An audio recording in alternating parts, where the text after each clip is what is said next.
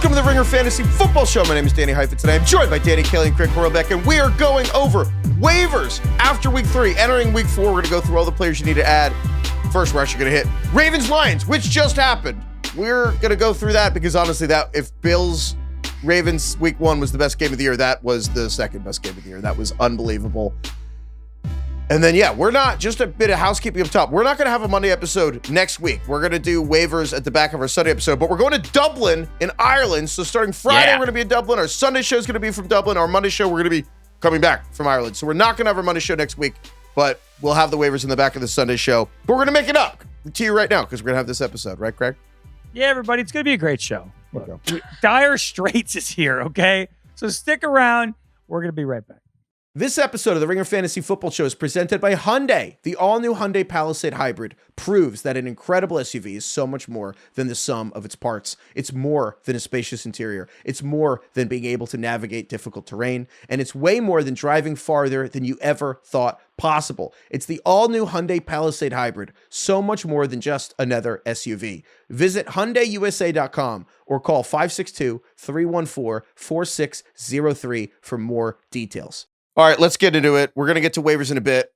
I won't be offended if you just need to pick up players off waivers. If you want to just skip ahead, I won't be offended. But we're going to go over Lions-Ravens right now. The Lions went to Baltimore and beat Baltimore. It was 38-30. This just ended. Yep. It's 38-30 at the end because the shenanigans with the 2-point conversion. But, I mean, I really do think that's the second best game of the year. I don't want to just be romantic off the dome, but like Mahomes, I think maybe was more magical at other points in his career, and maybe Josh Allen's just maybe the most talented player.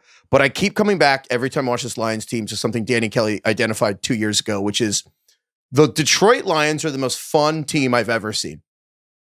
They are the most aesthetically pleasing offense to watch.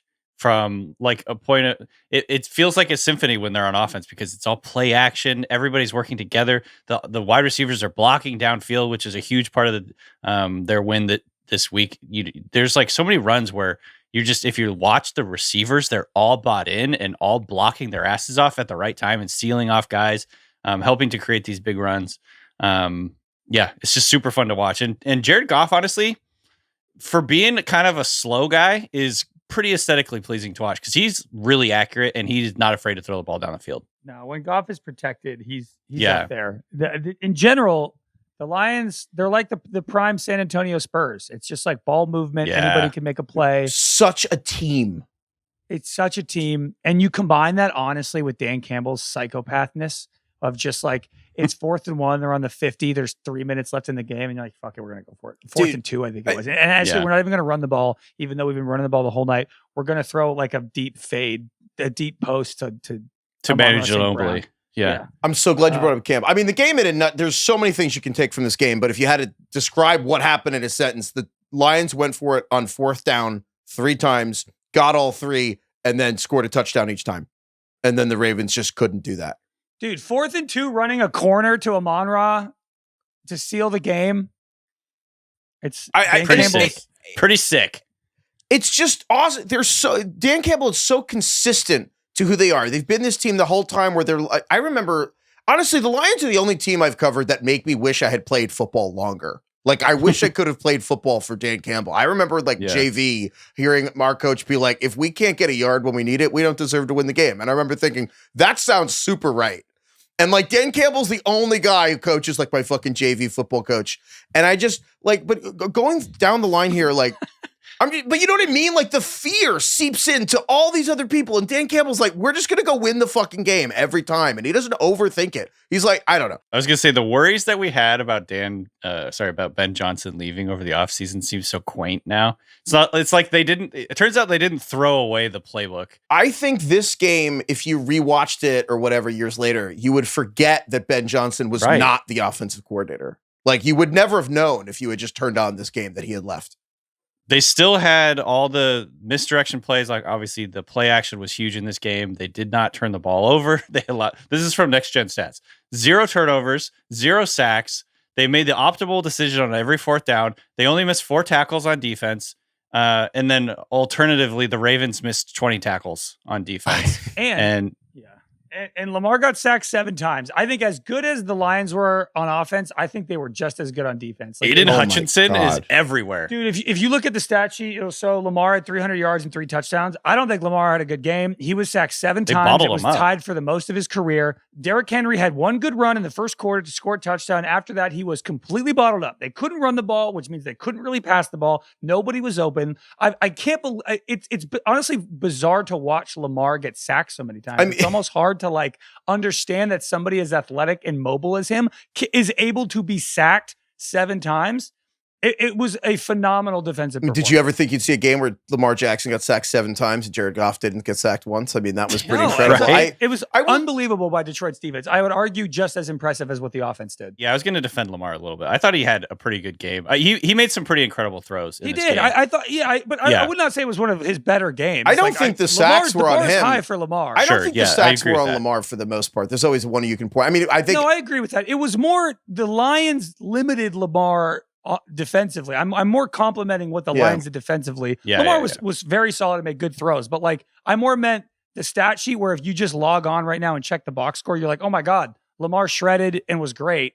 And you're like, well, that's kind of half true. Like he made some good throws and stuff like that, but the Lions weirdly bottled him up for how many stats he had in this They game. just tackled him 3 times in a row on what to end one drive, and I just think everyone made the same joke where it was like, I'd never seen Lamar Jackson hit by, like, maybe ran out of bounds, but I've never seen him tackled 3 times in a row. Like, that was weird. But I just think overall the 7 sacks indicated more. The Lions were just covering him really well. Like, the Lions had a spy on Lamar. Yeah, the spy and then really still covered downfield a lot. And it was kind of weird how frequently they had committed a spy to Lamar, who won. The spy was able to bottle him up. And that takes discipline. This is what they always talk about with Mahomes, but it really matters more for Lamar, where everyone has to work in tandem. No one can be a hero. Like you're trying to herd Lamar, but then you're still covering downfield long enough. And like they did that a lot. That in tandem with Derrick Henry with the ultimate, like now the tuxedos seem kind of fucked up fumble of like, all right, the week 1 thing, that's awful. Wow, what a horrible way to lose a game. Week 1, the Bills, like he'll carry that with him all season. Then he fumbles again versus the Browns. And then the Ravens are 3-0 if Derrick Henry doesn't fumble. Yes. And so Derrick Henry fumbles again in this game. And the Lions only get the 3 points from it, but was absolutely the turning point in the game. And Derrick Henry crashed out, as the kids would say, but like he smashed his helmet, smashed his helmet, fell on the bench. Into the bench. Yeah. I remember thinking if someone as good as something as Derrick Henry can be at football being so mad, I remember thinking like I actually felt a little bit better about my own life watching that. Like that it's funny because at the beginning of the game, this felt like it was going to be a 500-yard game from Derrick Henry. Like he started out just steamrolling dudes. He had like that big rushing touchdown. I think it was on a 3rd down. And he probably had 15 rushing yards after that. Can I give you a fun fact? If after that first drive, how many first downs do you think the Ravens would have ran for in this game? Do I think they would have ran for? Yeah, you would have guessed like 30. Right. The Ravens ran for 4 first downs in this game. Yeah, dude, they completely bottled Derrick Henry. I looked it up. Their situational football was pretty atrocious in this game. I agree. They couldn't run for that many first downs. I think the Lamar. They botched a couple red zone possessions. Yeah, it was like really ugly. It's the Ravens. I have missed to some say, kicks. There's almost no, he actually made the kick. Sorry, which it just by looked the way, like he missed the kick. We got to talk about that. We got to talk about that. What order do we take these things? That did not go through the upright. Let's do the field goal thing, and then I want to come back to what DK's saying because it's important, and I think it connects to the Ravens overall. Don't let me forget that with the goal line stuff. But the kick, the rule is, because the NFL, I guess, is too cheap to make the uprights taller. So the rule is we don't have the technology. They don't shoot a beam of light into the sky. It's not reviewable. There's an idea. Yeah, Fucking as laser. if we don't have the technology when they're just like, look, we put chips in the ball. The rule is inside the entire ball has to be inside the outside of the upright. The entire ball. The entire ball. Oh. Now, that's one of those sentences you have to say like 3 times to understand what that means. The ball is to be entirely inside the outside of the upright. How the fuck does that make sense? That means it hit the fucking upright. Yeah. How does that make sense? So that's like the definition of a doink hitting the inside of the the entire ball hit the inside of the outside of the upright is fucking hitting the upright. If it was taller, it wouldn't go in. How is that by definition a field goal? Insane. Anyway. I don't understand how when you watch tennis, the second the ball goes out of bounds, the tennis player can be like, can I get a check on that? And we get like 19 cameras zoom in and see exactly where the tennis ball hit on the court. And yet we just are kind of winging it with field. You got some like 70-year-old guy looking up. He's like, no, that went in. I eyeballed it. And they're like, can we review it? Nope. You know how much your eyes deteriorate as you get older, guys? You got to go get checked for fucking glaucoma. Let me tell you something.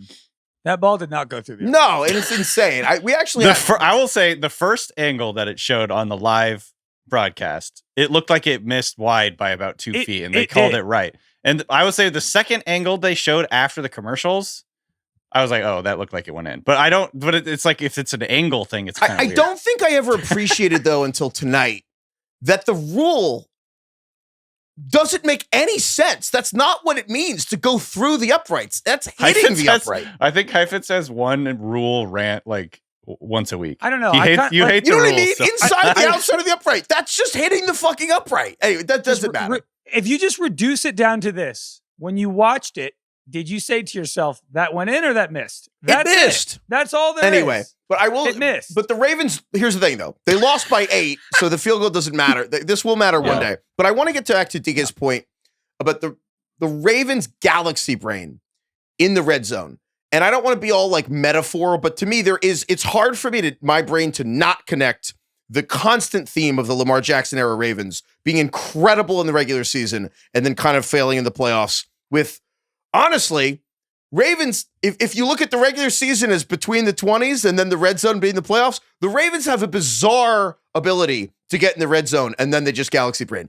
Troy Aikman nailed what happened on the first red zone drive with the Ravens, where they just got to the 1-yard line and then decided to go quick huddle 4 times. And Troy Aikman's like, they're doing this because they think it gives them an advantage, but it kind of screws with the offensive lineman. And Nick Baumgartner at The Athletic made a great point. The Lions defense practices against quick snap every day because Ben Johnson loved it for 4 years. And so the Ravens just like quick snap themselves out of, and then Lamar fumbles on the goal line and they lose the ball 20 yards back. Then they go back to the goal line and they're what was the grand play they had? It was Derrick Henry throwing a pass, but like, which is awesome when it works, but like the Lions are the trick play people. Used to like Derrick Henry, they used to have him do the Tebow where he like runs straight like it's a halfback, like an HB dive, pass. and then he kind of jumps and flips it over the line. They had him rolling out like LaDainian Tomlinson. If Derrick Henry had just turned and thrown to the wide open Lamar Jackson, we'd be like, wow, how brilliant. Yeah. I get that. I'm just saying there is something to the fact that, and like the other one with Lamar, they ended up getting backward, and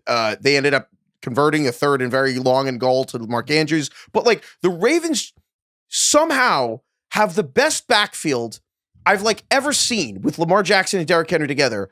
And then the moment they have to get like 1 yard, it's so complicated for them. Well, and then you watch the Lions and they just run duo and it's like every time they need a yard, David Montgomery runs for fucking 70. David Montgomery looked like, it felt like fucking most yards of his career. Seen. Best game of his career, 152 yards. Yeah, I mean, it felt like the Lions averaged 10 yards a carry.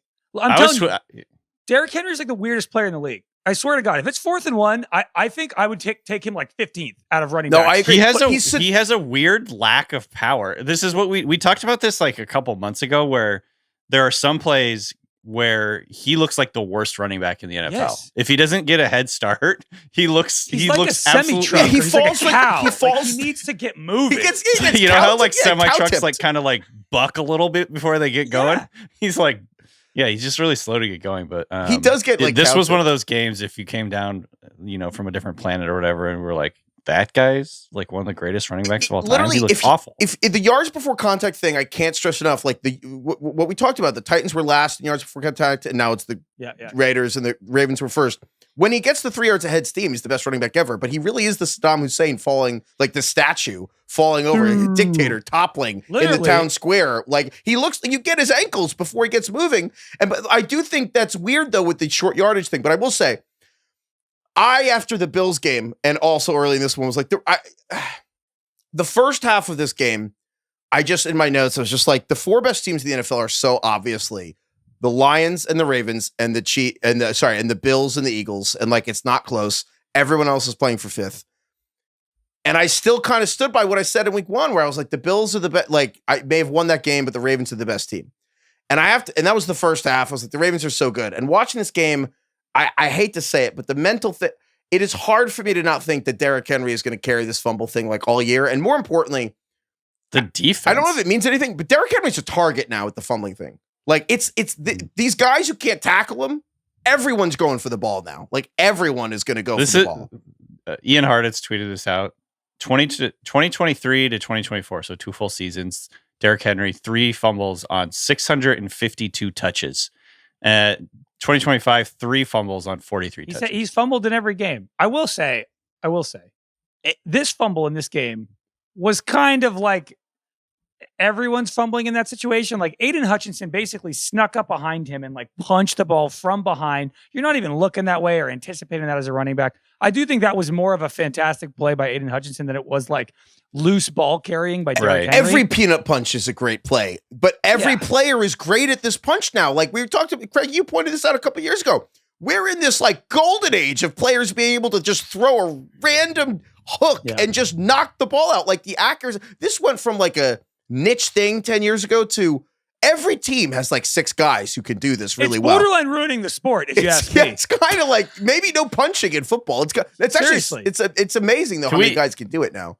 Can we talk about the Derrick Henry thing? I get it's frustrating. Can we get first of all, the Lions offense, give them credit. Second, Ravens defense gave up 426 yards to the Lions. Well, the Lions went 7 for 14 on 3rd down and 3 for 3 on 4th down. So they were just absolutely incredible on pretty much almost every crunch time play.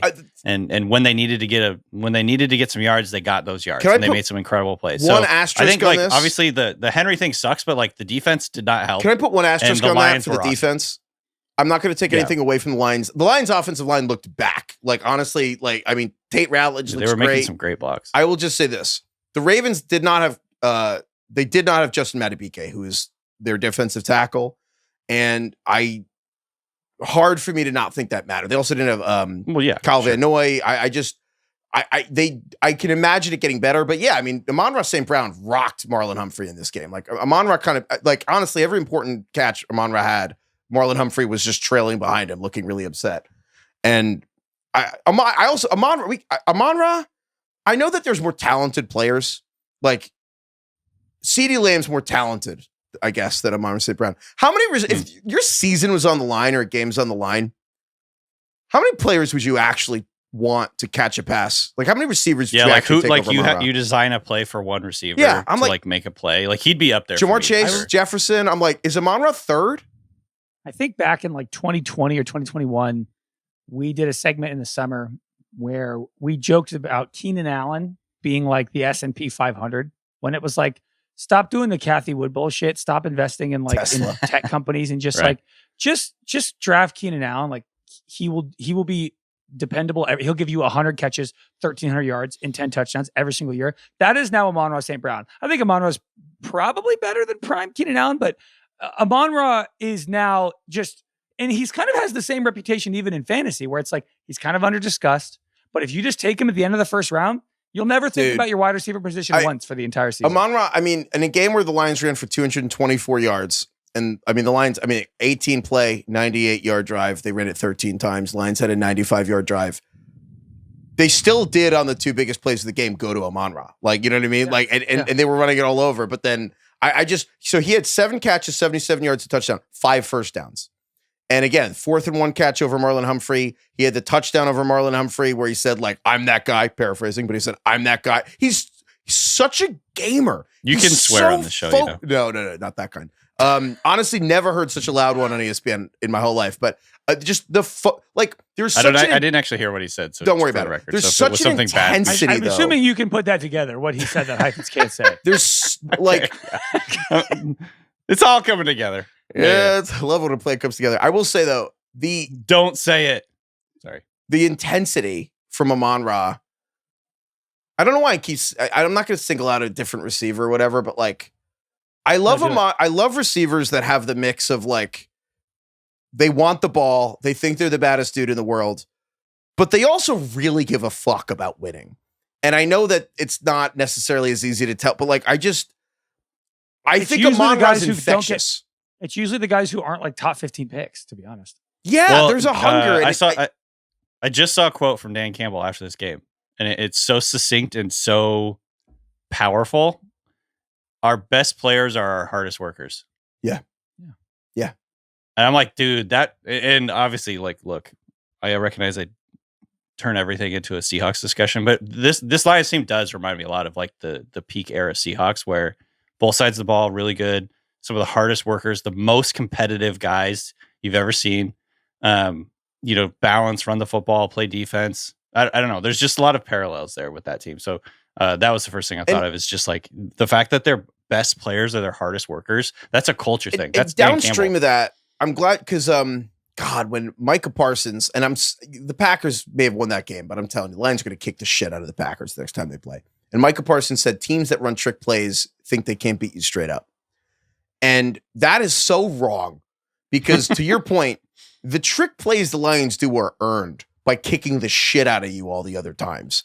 And like, to your point, like all the crazy stuff the Lions do is because they're winning straight up so much that they get to do it. Like that other 4th and 1 play, we didn't even talk about, where they ran he pitched it, like he swept it to Amonra. Like an option. Yeah, they ran a speed option where Goff handed to Amonra, and then Amonra pitched it to Gibbs.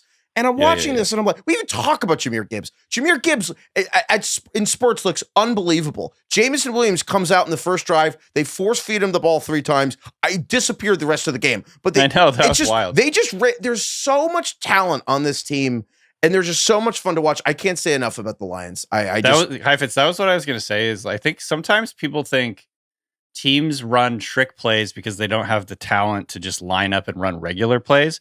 But the Lions are so fucking good at trick plays because they have so much talent. Yeah. You know what I mean? Like that speed option to Jahmyr Gibbs, I don't feel like a lot of running backs could do that, because Gibbs' explosiveness and just turbo button once he gets the ball in his hands is different than almost every other running back. And also like your ability to just trust Amon-Ra St. Brown to run that to play handle the football. Yep. Yeah. And Amon-Ra St. Brown did the throwback too. Or no, sorry, that was David Montgomery, I think maybe. I can't throw back to Goff. It's funny. I keep comparing Dan Campbell to like meathead Ted Lasso, and you still feel the culture coming through this team. So I can't say enough the Rams about them. Are fine. It's so much fun. The Ravens, we'll see. It's actually crazy to think the Ravens and Chiefs are both 1-2 heading into this Ravens Chiefs game in week 4, and that Ravens or Chiefs will be 1, and one of them will be 1-3. Which is insane. Chance that Bills Ravens loss for the Ravens like decided the entire outcome of the season. Also, that whichever team won that game was going to be the one that made the Super Bowl, the AFC. And also, I mean, can you imagine being the Ravens and coming in and being like, you're the baddest team, and then like you might lose to the Chiefs? Like they're in their own heads. They can say whatever they want, but all these losses over the years, where there's a lot of pressure on them to win this Chiefs game, way more than there should be, frankly. They could, you know what I mean? They couldn't even pretend for that Bills game that it was like any other game, because the Bills knocked them out. The Chiefs knocked them. The Ravens should have gone to the Super Bowl 2 years ago, and the Chiefs beat them. And now it's like you're going to fall to 1-3. Like the Ravens might miss the playoffs if they lose this game. Probably not. Like I'm sure the Ravens could rattle off 9 straight wins, but I'm not worried, because I kind of still wonder I still think the Ravens are the best team in the AFC, maybe. But it's how many collapses. I mean, it's funny because on one hand, Mark Andrews looked back in this game.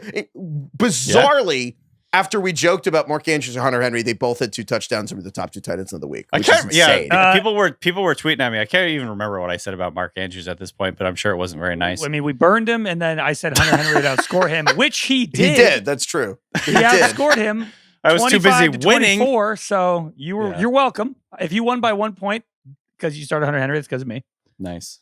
Good job, no, Craig. the Ravens are not the best team in the AFC anymore. Like, come on. I'm not saying that based on outcome, but I still look at them and I'm like, everything's here. But like, I'll admit, I wasn't worried about the mental stuff affecting them. I am a little bit like, I actually need to see a little resilience now. I need to. They're getting crashed out. Oh, stop with the James Harden thing. Oh my God. Whoever you want to pick, like the can't get the monkey off the back, can't win the big one. That is. Sure, I don't care if it's James Harden and the Rockets or if it's another team. They 100% are that. They are. Fine. The James Harden one bothers me because his motherfucker's got his jersey up in the rafters at a strip club, and I'm like, that's not the fucking Ravens. Like, come on. That has nothing to do with it. I'm talking about on the field and on the court. It's very similar. He's fat. No, sorry. You're. I just fat. Harden. Okay, so is Luka. What does that have to do with it? Are they good or are they not? I think James Harden, there's an implication of work ethic that I won't accept. And maybe that's just, when I see James Harden, I think about like those things. But you're right. Like, yeah, it's an issue. But like, I would say it's funny because Mark Andrews is back. Here's how I would frame it. They're the best team I've ever seen that I don't trust at all. Yes. I don't trust them whatsoever. That's exactly what it is, TK. That's exactly what it is. And I will say, I'm like, they're going to find some fucking way to let me down. They make the hard things look easy, and they make the easy things look hard. I really didn't buy people saying that until the Henry fumble and the and everything. I'm like, man. And also, I will say, not for nothing, to bring it home, Derrick Henry being at the very least, the potential for him to get in his own head later in the season is tough. Tyler Loop also. Like, the kicks were close. Like, this kid was supposed to be a really good rookie kicker. I don't like how he fucked up a kickoff, too, I think. The 2 kickoffs were out of bounds, which, if that's on purpose, I've been begging teams to be more aggressive with that. It depends whether he was trying or not. But there are elements here I don't like. The deep, like Marlon Humphrey getting beat, like Matty BK being hurt, the kicker missing everything, Henry just fumbling, man. Like, that would be, at the end of the day, like, if Henry fumbles in the playoffs, like, it's kind of going to be how we remember the end of his career. I think Henry's going to be fine. I think he'll be fine. I think the other stuff worries me more. Yeah, dude. It's like, unfortunately, this team has had enough bad luck now mixed with bonehead plays that there's just a feeling about them that is hard to not let infect you. Like, that stuff just gets into your brain. And I do feel like the Ravens now, when it's the fourth quarter and they're down 7 or they're up 7 or whatever, it's like, how are they going to blow it? It's just weird that they need Keaton Mitchell at the goal line and not Derrick Henry. Can't get over that, but it feels true. And they'll be fine. Anyway, okay. Anything else in this game? That was a lot, but honestly, that was to me the second best game. I'm trying to remember. Let's not forget anybody. Who? Oh yeah. Yeah. No, we talked about Mark Andrews. That's good. Check. Yeah. Hilarious. A hilarious Mark Andrews game. Just a hilarious the touchdown he had was just the longer version of the 2-point conversion he dropped, like a harder version, but it was in the same spot and everything. Just I love it. Nobody started him this week. Everybody will start him next week. He'll have 2 catches for 8 yards next week. It's just the best. Fantasy's the best. All right. Let's get to our waivers picks. All right. We're going to get to waivers right now. Just a reminder, next Monday, we're not going to have a Monday episode because we're going to be coming back from Dublin. But if you want to see behind the scenes of our Dublin shenanigans, follow us on Instagram, YouTube, TikTok, whatever. Follow us there, and we're going to have all the stuff about Dublin. We're going to have a Friday episode from Dublin or Sunday episode from Dublin, and we will add some waiver players to the back of our Sunday episode. So if you do want waiver players, we'll have that on the back of the Sunday episode. That's coming next week. So yeah, that'll be fun. Without further ado, there's a lot to get to, actually. There's a ton of injuries. Honestly, I'm just looking at just like the headlines on ESPN, and it's straight up just Nick Bosa, torn ACL, done for season. CeeDee Lamb out this week. Giant Tyrone Tracy, missing time. Browns tackle DeJuan Jones, season-ending injury. Just like injuries, James Conner season-ending injury. Najee Harris. Yeah. Literally every NFL update on literally every single one is an injury thing. We're officially back. It was a really healthy first 2 weeks. I believe I even jinxed all the running backs last week by saying that it was a very healthy start to the season for running backs. So sorry about that. Sorry to Najee and James Conner. Austin Eckler. Yeah, sorry. So we'll go position by position. We're going to each pick our top pick at that position. And then if anyone has the same guy, then we're going to do a trivia tiebreaker to figure out who gets that guy. And then we'll go down and down the list. And then hopefully at some point we are able to simulate, if you're in a 10-team league, a 14-team league, whatever, we'll eventually hit players that are available in your league. That's the idea. Emails, trivia questions, ringerfantasyfootball@gmail.com. Put a trivia in the subject line and just make it a number. Okay. Without further ado, running backs. We all have the same guy here, right? Number one guy. It's right. DK James Conner after the season. Trey Benson, the Cardinals running back, up next. Yeah, if Trey Benson's out there in your league, he becomes a pretty top priority here. Obviously, former early 3rd round pick from last year, explosive player. He's already been being worked into the offense like a lot more than he was last year. It was about a 60-40 split before James Conner got hurt. And then after Conner got hurt, Benson was the lead back very clearly for the Cardinals. I expect that to go to be the case going forward. And the nice part about Benson is, obviously he brings the explosive on the ground ability. He's a big play creator, but he's also been pretty involved in the passing game. 12.5% target rate this year so far, which is pretty solid. 8 catches for 45 yards. He's averaging almost 6 yards per carry. So all in all, there's a huge opportunity here from a former pretty highly drafted player. And so I'm excited to kind of see what he can do in this offense. Yeah, Benson is the first waiver wire league winning running back of the year. Like this is somebody who, if you are in a free agent auction bidding league, you should spend a significant portion of your money on him. I would say, like, 60, 70, 80%, I think, of your budget should be going towards Trey Benson. Yeah, I mean, if you are 1-2, or I hope nobody, it's 0-3, but obviously some people are going to be 0-3. And so if you're that, you're actually looking at starting someone else like a Kareem Hunt. And you're like, oh, I actually need to go get a running back off waivers. Like, just do whatever you got to do. Just go get Trey Benson. Obviously, if you're waivers, you can't necessarily do that. But yeah, that's easy. It's just he's the starting running back. I will say Amari DeMarcado is also a guy that go Frogs for Kai, but also just a guy that will probably play for Arizona going forward. But I would rather have Trey Benson by a lot. I think DeMarcado is just going to be a pass catching backup guy. But I think Benson is the guy you want. So yeah, I mean, easy peasy. Trey Bone. All right, it is the Trey Benson showdown time. Ooh. We really got, if we're ever in studio, like if we ever are at a point in our lives where we record every episode together in the same room, we got to have a giant gong. Just a big ass gong. Yeah. I would ring the gong. That'd be great. Okay. So David emails us. D-Bone. David emailed us several trivia questions in honor of our trip to Dublin about Guinness. Ooh, nice. Really knew the audience. Okay. Love that. David says there are 6 official steps to pouring a pint of Guinness, which I didn't know. And the question is, in seconds, what is the official time to pour the perfect pint of Guinness per Guinness? How long does it take? Yeah. Very interesting question. I've never thought before how long it takes to pour a beer.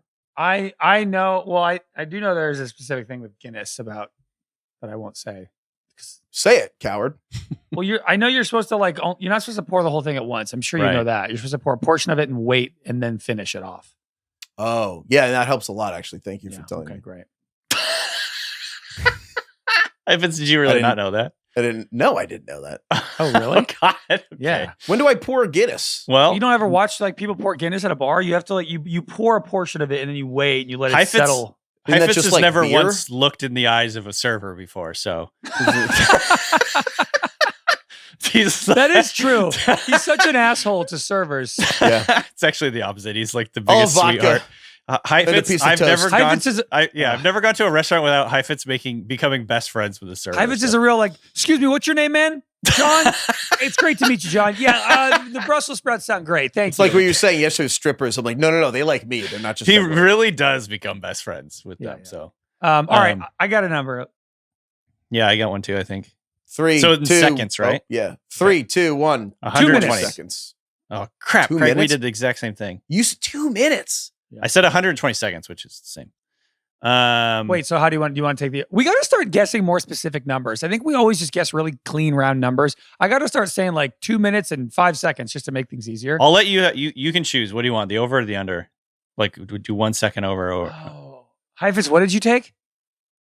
I just said 20 seconds, so I mean no, that's not it.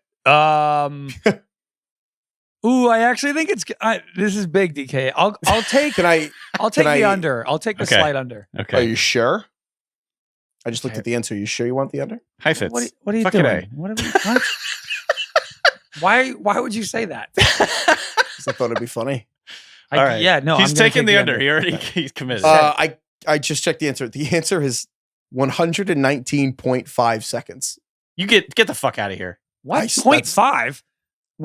Literally 2 minutes minus half a second. That is literally the answer. So that's why I was kind of shocked. So we're still tied. What do you mean? I took under. Oh, I thought you were taking 1 minute. But that's 19. DK's point is right. You said it. You went a second under, and he went it is in fact the time. Hence why I was trying to fix the situation. But DK. Actually, I have an extra Guinness related trivia. We have 4 trivia. Trivia. DK, we crushed that. Good job. Fuck yeah, that's pretty impressive.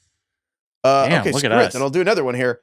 Arthur Guinness signed a lease in 1759 for the St. James Gate Brewery in Dublin. How many years was the original lease for?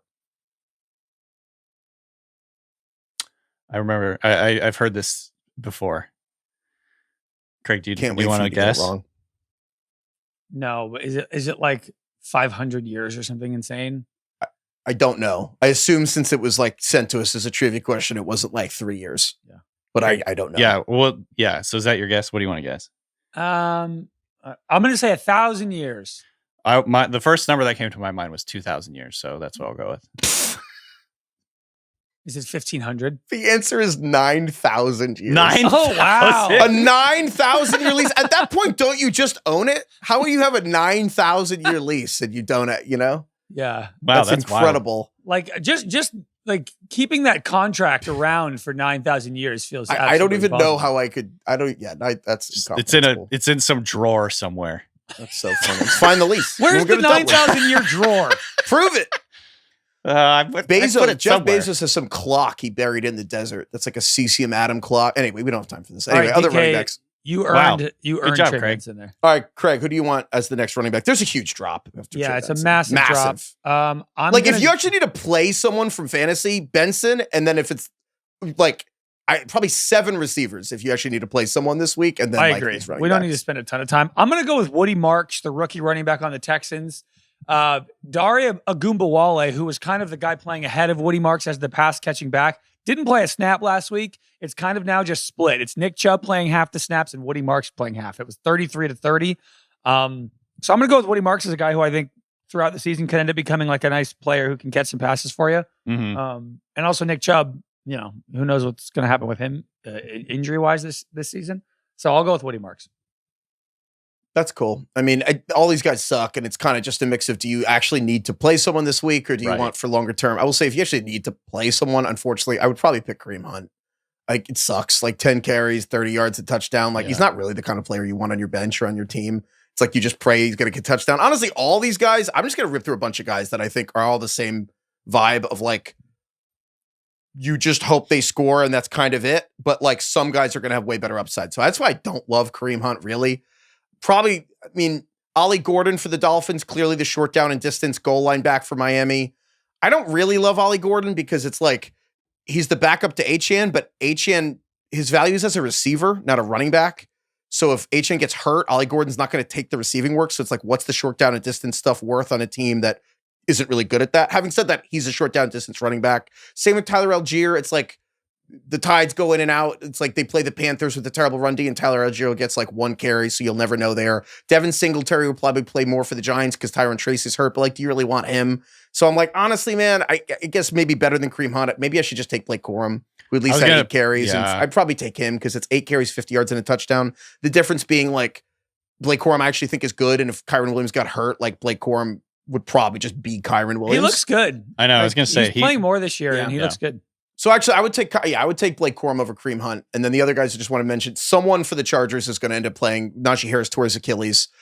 I kind of think it's going to be Hassan Haskins. I don't think he's that good, but he played at Michigan for Harbaugh, I believe. And so that might just be enough. But I don't know. There's like Kyle Monangai for the Bears, where it's as simple to me as DeAndre Swift is playing through a quad injury. And then if he re-injures the quad, Monangai's just kind of the starter for the Bears. But yeah, it's pretty brutal if you need an actual running back. The waiver wire at running back this week is tough. I would say it's Trey Benson, then a whole bunch of other guys. How do you want to do the official order here? Trey Benson, Woody Marks, and then I think Benson and Marks is the same thing. Where I would do Corum over Marks simply because Nick Chubb is more likely to get hurt than the Rams' offense is significantly better. It's like, better. what is it worth to be the running back for the team with the worst offensive line in the NFL? So I personally would do Benson, Corum, even Marks, for just next week. Yeah, well, it's tough because like next week the Rams are playing the Colts, so it's like, what does that mean? But then the Texans are going to get the shit kicked out of them. I know, and the Texans are playing the Titans. I don't care that much if you want. I mean, Marks looks good. That's cool. But the point is, it's like the same thing. It's like the guy in front of them gets hurt, they can play. If not, you're just like throwing a dart. Marks is playing though. He's playing half the snaps now. So there you go. Benson. There you go. So so Trey Benson, Woody Marks, and Blake Corum, and then like a bunch of guys. I mean, shit. Yeah. Kendra Miller on the Saints, Taj Chris Rodriguez. It's a lot of flotsam. All right, we're going to get to receivers, but first, this episode is brought to you by NFL Sunday Ticket on YouTube TV. You can watch every game every Sunday all in one place, so you don't miss a key moment on the field with NFL Sunday Ticket and YouTube TV. And now you can get it monthly. Get NFL Sunday Ticket month to month and cancel any time. Head to youtube.com/Ringer Fantasy to sign up. Local and national games on YouTube TV. NFL Sunday Ticket for out-of-market games. Excludes digital-only games. Base plan required. Renews every month during the 2025 regular season only. Your membership for the following month can be canceled any time before your renewal date. Terms, restrictions, and embargoes apply. Commercial use excluded. Okay, receivers. I think there's way more to talk about at wide receiver this week. This one was hard. It's hard to choose a top guy here, I think. CeeDee Lamb has a high ankle sprain. Mike Evans has a low-grade hamstring. Malik Neighbors is just sad, you know? I don't know if we're going to have a ton of agreement here. Yeah. But DK, I'm curious, who's your number one receiver you'd add off waivers this week? I waffled on this a lot. I think I'll go with Elic Ayomanor from the Titans, and I know that we've probably said his name 7 different ways this season. Still not quite sure exactly. Covering all our bases. Yeah. But it just truly feels like he is the number one receiver on this team. Calvin Ridley has not really been very good. He's struggled. He's dropped a few passes. It seems like Cam Ward really trusts Ayomanor. And the nice part, like obviously I am a little bit nervous about recommending a guy on the Titans, and I recognize that, right? Like their offense has been horrific so far. However, like I said last night, they've gone through the gauntlet of defenses, Rams, Broncos, and Colts so far this year, and then it starts to ease up after next week. So the Texans are next week, and then after that, the schedule lightens up quite a bit. They go the Cardinals, Raiders, Patriots, Colts, Chargers. So it's obviously not the easiest, but I would say Ayomanor is my top guy, but I don't feel super strongly about that. Craig? I went with Ayomanor too. I know we really like him. I think he's market correcting Calvin Ridley. I think it's pretty remarkable what this guy's doing as a fourth rounder. Yeah. Like so quickly. He leads the team in end zone targets. He has 2 touchdowns this year. Ward looks to him in the end zone and he looks good. Calvin Ridley's got 3 drops in 3 weeks, I think, which is a bummer. I mean, I thought Calvin Ridley was going to be awesome this year. I also liked Ayomanor, but I had no idea that this takeover was going to happen so quickly. Yeah, if at all this year. So I was between him and Trey Tucker on the Raiders, to be honest. Same. But I think long term, it's more likely that Ayomanor becomes like the number one and is awesome. And then he's like if you had to pick somebody who could be the Puka Nacua of this year, like I think it's him. And Trey Tucker feels a little bit more like, all right, you're getting Marquez Valdez-Scantling on the Raiders, and it's like the guy who they throw deep shots to, but he has been good. I agree with everything you said, what'd you say, DK? I said, like, if Craig and I are both between Trey Tucker and Elic Ayomanor, like, you break the tie. You choose one. I'll do Trey Tucker, man, because I'm like, I kind of feel like after talking about it, I lean that way too now, actually. I agree with everything you said. I am like, I think Elic is probably the less fun correct answer because, to your point, Ayomanor is probably just going to be the number one receiver on an NFL team, and you can add him, and he's probably going to have a role all season, and he'll probably get better and better as the season goes on, not worse. The rookie wall is not really, it's a myth. It's actually like rookies, like generally are going to get better as the season goes. But I think with Trey Tucker is like, he had 41 points this week, and he had 140 something yards and 8 catches and 3 touchdowns. And I understand, like, literally the number one player in fantasy. And I understand that, like, oh, well, you can't just chase that. I'm like, yeah, but do you know on the season, he's the number 3 receiver in fantasy? Like, of all receivers, Trey Tucker's 3rd. Part of me's like, I don't know, pick that guy. I know, it's like kind of like, don't get too cute. Here's the other reason. Here's the other reasons I kind of lean that way too, as I was thinking about it, is there has been a steady drumbeat of hype about this guy going back into the offseason. We heard about him a lot. He is by far playing the most snaps alongside Jakobi Meyers. So there's that. He is like in 90+% of the plays for them. He's basically out there as much as Jakobi Meyers. And then the other thing I want to add here, and this is just a little piece of context, I don't think he didn't come out of nowhere. I actually liked him a lot. Going back and I could dig up my tweet about this. The 2 most impressive people at the Senior Bowl when I went that year, which was 3 years ago, were Jaden Reed and Trey Tucker. And I thought they had similar skill types, similar body size. I think Jaden Reed's a little bit bigger, but they were both very, very impressive at the Senior Bowl. And it's not that surprising to me to see Trey Tucker like producing legit numbers here. So I just say that. That's my other thing with this. So here's the thing, and just to give people an idea, first of all, I want to read some dumb stats that don't mean anything but are funny. Last week, Trey Tucker outscored Brian Thomas, Malik Neighbors, Jamar Chase, Justin Jefferson, Ladd McConkey, T. Higgins, and CeeDee Lamb combined. Now, that doesn't necessarily matter. There's always some random receiver or tight end who catches 3 touchdowns and then they never do that ever again in their entire career. And it's like random and inexplicable and random stuff happens. To your point, though, DK, part of me does wonder with Trey Tucker that we're just stuck to the bias of, well, he's 5'8", like 108 pounds, and no one wants to believe he's good because he didn't really do much his first years in the NFL. And ironically, it reminds me a little bit of Nico Collins. Not literally, because Nico Collins is different style. 8 inches taller. Yeah. You know what I mean? Like, it's a different thing. But Nico Collins, when he was good, he was an idea, but you were like, oh yeah, Nico Collins is going to be a top 6 guy. And then he just was. And I'm not saying it's like that with Trey Tucker, but I think it's easy to stereotype into what Craig said, Marquez Valdez-Scantling. That's why no one wants to believe it. But I'm like, I saw a few things. And Austin Gale, who's a big Raiders fan here and just knows football and knows the Raiders. And his point was, it's not just a big, deep threat with Trey Tucker. But Trey Tucker on the scramble drills with Geno was the one who was connecting with Geno on the scramble drills. And in a world where Jacoby Myers is not a deep threat, Brock Bowers is not healthy, Michael Mayer, the other tight end, has a concussion. And Dante Thornton, people are like, well, Dante Thornton, pick him up. He's 6'5". I'm like, I don't care that he's 6'5". Like, Trey Tucker has demonstrated an ability to connect with Geno Smith, not only on deep balls, but off schedule. And the touchdown he had was intermediate. Like, that was a short route. That wasn't necessarily a deep shot, the first of the 3 touchdowns. And I'm like, you know what?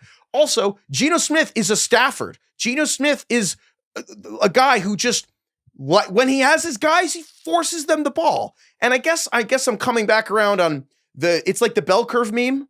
It's like, pick up the guy who's 3rd in points. And then I'm like, well, he doesn't really have a role and he's 5'8" and blah, blah, blah, blah. And I'm like, I don't know. Geno's probably going to keep throwing him the ball. It worked last week. And I'm like, I kind of just want it. So I think I'll do that. I totally understand how, one, he could have no catches for the next 2 weeks and you cut him. And then he does it again and you pick him up and he sucks. I just kind of think, though, to me, it's this simple. If Trey Tucker is good the rest of the year and you don't pick him up, you'll feel like an idiot. I'm sure there's going to be ups and downs, but I will say the last 2 weeks, he's had 9 targets and 8 targets. Plus, he has a couple of rushes. He has 2 total rushes. So one, which is also, to me, suggests they're trying to get him the ball. They're scheming him up ways to touch the football. He's unique to what the team has right now. Like his small, quick, twitchy. Like they have Deontay Thornton, who's like big. They have Jacoby Myers, who's not really that type. They have Brock Bowers. Like he does provide a certain thing to the offense. And in their, 19% target share is not terrible. He only has 1 less target than Brock Bowers this year, who I admittedly is beat up. But that's the point. And Geno launches the ball. Geno has the most 20-yard completions in the league this year. He's chucking it. And I understand it was garbage time for Washington. I guess my thing is, look, I guess want to give the caveat. I understand it's going to be a lot of Tucker garbage could time be for the Raiders this year, though. Well, I know, but I understand. That's exactly. The Raiders are going to be the shootouts. And then also, just again, Trey Tucker could suck. All these guys could suck. Like Trey Franklin, we liked last week. Trey Franklin, how many yards did he have? I think less than 10. 9, 8? Yeah. And I'm like, all these guys could do that. I'm like, none of these guys we're talking about are probably going to do what Trey Tucker did this year. I'm just curious if he could do it again. Anyway. Yeah. But I am more confident in Elic for the Titans having a role. So I have it's just, what do you want? Do you want a guy you can put in your flex and not freak out that he could have no role? Or do you want like a crazy home run shot? That to me is Trey Tucker. And the other guy in this group while we're here is also, that I would put 3rd. And then there's, to me, a teardrop is Calvin Austin for the Steelers. Because I think Calvin Austin is a pretty good bet to catch a touchdown every week. And if you need him in flex and bye weeks, it's like, I don't know if Calvin Austin can have 150 yards, but he might have 9 catches and a touchdown some week just because of the way Rodgers is playing. So that to me is a guy I would put 3rd. And I think after that, to me, there's a teardrop. Oh, I don't know if I'd put him in this tier, to be honest. Like he had 1 I'd put him 3rd. Yeah, he had 22 yards last week. He had 34 yards this week. I don't know. Rodgers threw for like 140 yards this year. I don't know if the volume is there. I agree he's like a pretty good player, but I don't know if the same volume is there as like Trey Tucker. That's fair. That's fair. I guess you could put Calvin Austin at the top of the next tier to me. That's probably a better way to put it. Yeah. Okay, so there we go. So then still. So we'll roll with Tucker, right? Yeah, we'll roll with Tucker. And then he's way more available. I think Elic might be rostered in the leagues. I don't think Tucker's rostered in your right. And then the loser can get Elic, and then we'll see what we do with 3rd. Okay. All right. It is the Trey Tucker of the Las Vegas Raiders. Showdown time. Love that gong. Let's rip it. The Guinness Book of World Records was made. This is from Dave again. D-Bone, man. The Guinness Book of World Records was made to settle a pub argument involving Sir Hugh Beaver. Christ. Funny. What'd you call me? The managing director of Guinness Brewery was named Sir Hugh Beaver. What's so funny, DK? That's on the old school. Put that on the Gen name. X spelling bee. I bet Kai doesn't even know what that means. The what? Oh, Gen Beaver? X spell beaver. I bet that's a. I bet he Gen X. knows. I bet he knows. Like what it refers to in slang? Yes. Anyway, Sir Hugh Beaver was arguing with someone over the fastest game bird in Europe. Okay. And Classic pub combo. Yeah. I had that argument last week with a friend. Yeah, exactly. So what? But the Game question bird. is, what year was the first Guinness Book of World Records published? And then also, I kind of wow. want to figure out what the fastest game bird is. Guinness Book of World Records. I always I think it's wondered like why it was 9,000 Guinness. years ago. Yeah. Okay. Just gonna take a stab at it. Sure. 3, 2, 1. 1998. Okay. So Craig said 1910. I said 1898. Heifetz? I said 1840. Okay. Oh fuck. 1955. Craig. That was huge. I really needed that. 1945. I feel like it's felt older than that, but that's fine. I feel like my thinking there was there's not enough ability to actually like speak to other people across the country and world and figure out what records there were. Like they in were probably 1840. lying. Yeah, but it just felt like there wasn't the reach wasn't possible in the 1800s. Yeah. Craig, double or nothing on fastest game bird in Europe. Hell no. Oh, okay. I need to hold on to that win. What is the fastest game bird though? Can you tell me? I think Gemini misunderstood me. The European golden plover. Plover. Okay. What is a European golden plover? Plover? PL like Glover, but with a P. Plover. Plover. Like a Range Rover, but a PL. Plover. Eurasian golden plover. Plover. That's duly noted. Anyway. Okay, Craig, you're gonna take Tucker. Yeah, I'll take Tucker, and then that means DK gets Ayomanor, which means Heifetz, you get your pick of the litter here for number 3. You taking Calvin Austin? Okay. I'm gonna make a first of all, can I just run through a ton of guys and just see if you guys get the other guys out there? Yeah. Guys that I would look at and think about for more than 2 seconds. You know, sometimes your eyes just delete people. Troy Franklin on the Broncos, who we talked about last week, sucked last week, but I'm like, okay, they're playing the Bengals this week, and the Bengals defense obviously sucks because the Vikings just scored 48 points. Jalen Tolbert for the Cowboys because CeeDee Lamb is his high ankle. He's like, I'll try to play next week. If the Cowboys let CeeDee Lamb play on a high ankle, they're idiots. So Jalen Tolbert and Kevontae Turpin, but I would prefer Tolbert. Romeo Doubs and Dontavian Wicks going from the Browns defense, and then the Packers next week play Dallas. And again, that one is interesting to me. We just saw what Caleb Williams did to Dallas. You would kind of think Packers, like, I know Matthew Golden, Dontavian Wicks, Romeo Doubs, all those guys have been disappointing, but I'm like, the Cowboys defense is ass. And then lesser extent, Wandale, but I'd rather not chase what Wandale did versus Dallas and chase what the Packers could do to Dallas.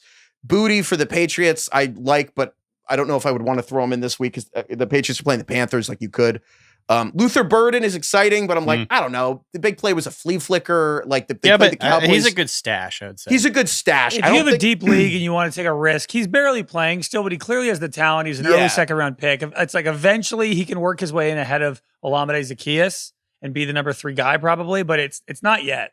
Exactly. Like Luther Burden, I think will probably get 1 to 3 touches every game, but I kind of don't think he's going to get 6 or 7 in the next few weeks. But, if you had to pick any of these guys who by week 14 is crushing, it's probably Luther Burden. Exactly. And that's the thing I want to distinguish because I know everyone has different things. It's like if you need someone for this week and the next 2, it's like, all right, Jalen Tolbert's on this list. You have the luxury of 3 ones to your point, Luther Burden.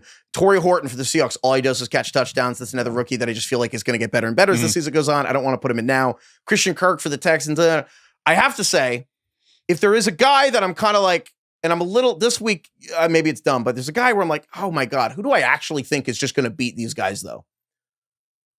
I kind of think it's Tyquan Thornton from the Chiefs. I was going to say, I'll throw him in there, yeah. It's weird because we're going to do the topper from Ravens-Lions, but I haven't watched Ravens-Lions yet, and the Ravens defense is good. I will say, though, of all the post-Tyreek Hill era Chiefs and all the receivers Kansas City has trotted out in the attempt to replace the speed and all these, like, spare parts, I think Tyquan Thornton, like, clearly looks like the best one. And I'm not counting Rashee Rice. Rashee Rice isn't a spare part. He's like a second-round pick. But I actually think Tyquan Thornton looks better than Xavier Worthy. He looks worthier than Worthy. Thornton is the deep threat guy that Valdez-Scantling was, but Thornton has hands. Like Thornton's going up and getting passes. Like Thornton, like I don't know. He had 9 targets. He had 5 catches, 71 yards, and 9 targets. But I don't know. It's the Chiefs offense. It's hard for them to get stuff going. Maybe it's dumb to pick him against the Ravens because it's like the Ravens defense is so good. But I'm like, I am more pessimistic than most. I don't care that they're like, oh, Worthy might come back. Schefter said on ESPN on Sunday morning, the injury is worse than people think. I'm not really worried about Worthy having a big impact the next 2 weeks. I think you have a 3-week continued window where Rashee Rice is not playing. In that, if you need a guy for that 3 weeks, like a CeeDee Lamb, I'm kind of leaning toward Thornton. I understand that's probably a stupid pick for a few reasons, but I don't know. I kind of just think he will score the most points of these guys next week. I don't mind remaining tier. Yeah. Also a second-round pick, Tyquan Thornton by the Patriots. The because Chiefs. He's like a sprinter. He's like a track sprinter that became an NFL player. Well, and it's funny that so he had that great like long ball he brought down. Contested catch was awesome, but the play before that was a much easier deep ball that he dropped. And I swear, like if he had just dropped that ball and Mahomes didn't go back to him and he brought in that really difficult catch, I think everybody would have been out on Tyquan Thornton. Him catching that pass like around the defender, I think made people realize that actually he might be something. He ran a 4.28 40-yard dash. Xavier Worthy's record was 4.21. He looks aerodynamic. He's extremely tall and skinny. At that point, 4.28, 4.22, it doesn't matter. Like, can you catch? Can you do all this other stuff? And I'm like, Worthy's shoulders still busted. Like, I don't know. I'm kind of shocked at how competent Thornton looks in this offense. They've had so many guys they try to cycle in and out. I don't. Yeah, he looks like a real receiver in this offense. Everybody else has major issues. And like that drop, even though it was, I guess, technically a drop, like he lost it going to the ground. It wasn't necessarily like a super easy play. So yeah, I think right now he seems to have a pretty regular role in this offense and has earned Patrick Mahomes' trust. And the nice part is he might not get a ton of volume each game, but he's always dangerous for like a big play. And so, if you're this is definitely more of a flex play if you're a little bit desperate, but I don't hate this. Am I crazy for picking him over like Jalen Tolbert? Because I'm like CeeDee Lamb's targets being distributed. I'm like Jake Ferguson's going to be in Pickens. Jake Ferguson's going to catch like 160 passes. Jake Ferguson's. He's quietly he is second in the NFL in catches. Jake Ferguson. He's on. I think he's on pace for like 150 something catches. He had 12 last week. Yeah. And that's between that. I'm like, I don't really want to have Tolbert versus the Packers D. I think you can talk me into basically taking one more swing at Dontavian Wicks or Romeo, probably Dontavian Wicks or Romeo Doubs against the Cowboys even next week. Try my luck with Troy Franklin over some of those Troy other Franklin guys. versus the Bengals. Like I'm not even going to pretend I have a strong feeling on that, but I think that to me is the next group. Troy Franklin versus the Bengals, but you're playing the Sean Payton roulette. Tyquan Thornton, where you're like, can the Chiefs beat the Ravens and like move the ball in the Ravens, which is probably iffy itself. The other guy to mention real quick, Heifetz, you might have mentioned him, Sterling Shepard for the Buccaneers, who went 4 catches for 80 yards. Mike Evans is going to be out for the indefinite future. And the only thing that holds me back from being a little bit more excited about Sterling Shepard, who I think is just like a wily vet who knows how to get open. He's 32 and had the Klay Thompson 5 years ago. Yeah. A rare 0% rostered on Yahoo Leagues. You have to kind of pay attention this week to what's going on with Chris Godwin. There's reports, Schefter said it on Sunday, that Chris Godwin could come back this week. Wouldn't be super surprising if it took an extra week. So if you're really desperate with Mike Evans out, and if Chris Godwin is not back, Sterling Shepard is like the number 2 receiver for the Buccaneers. So just throw that out there. That's an interesting one.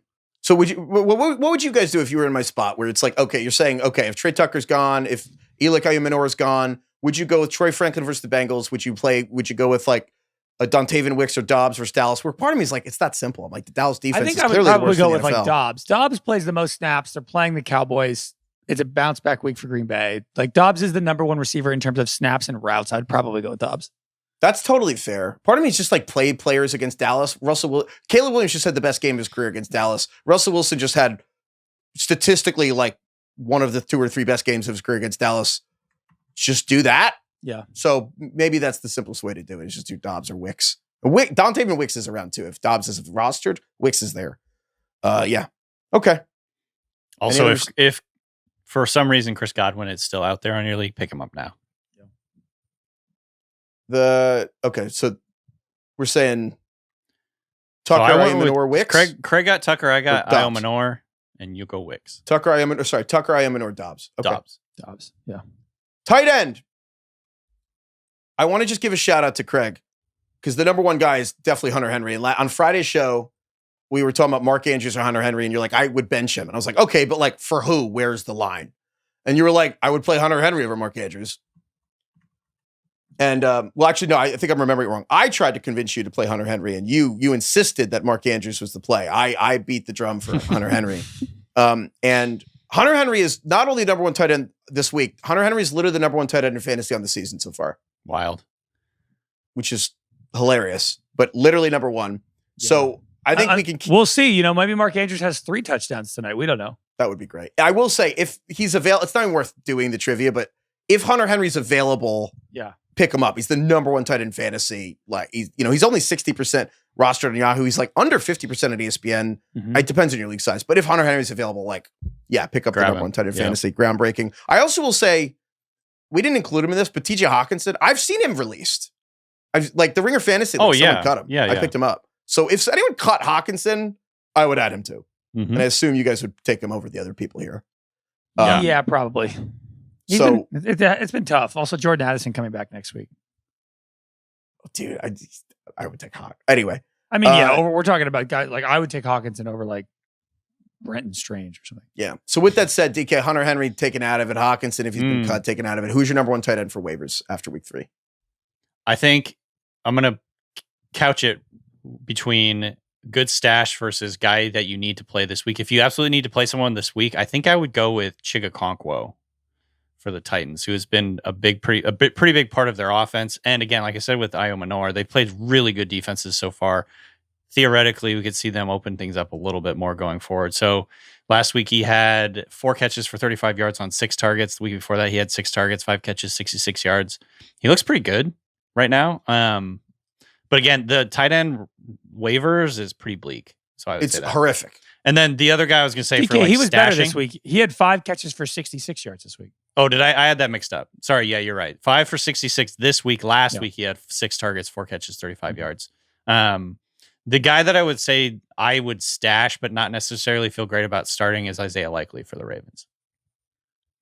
I think so too.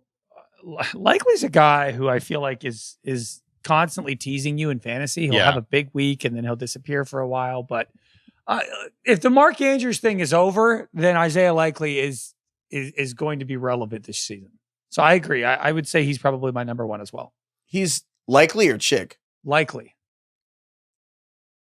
I think Likely has a higher upside. It's tough because we haven't watched Ravens Lions, so maybe this is either Isaiah Likely hasn't played or did anything. I guess my issue is Isaiah Likely had foot surgery a month ago, 3 weeks ago. 3 limited practices. And so they're gonna probably work him up on a snap count. So it's one of those things where until I see him play, it's hard for me to be like, put him in your lineup, but unambiguously the best player of this group. He's the long term. If any of these guys is going to be a top 10 tight end at the end of the season, it's going to be him. Yeah. So I agree with that.